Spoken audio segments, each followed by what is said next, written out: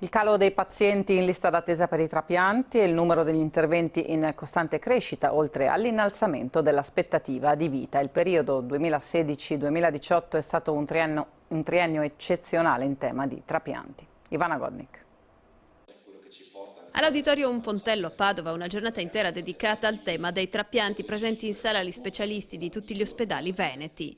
Numeri in crescita, quelli dell'ultimo triennio, con un incremento complessivo dell'attività non comparabile con la storia pregressa in termini di donazione di organi e di tessuti. Una tendenza fatta di 591 trapianti nello solo scorso anno, oltre 600 trapianti mediamente negli ultimi 3 anni contro i 430 dei 10 anni precedenti.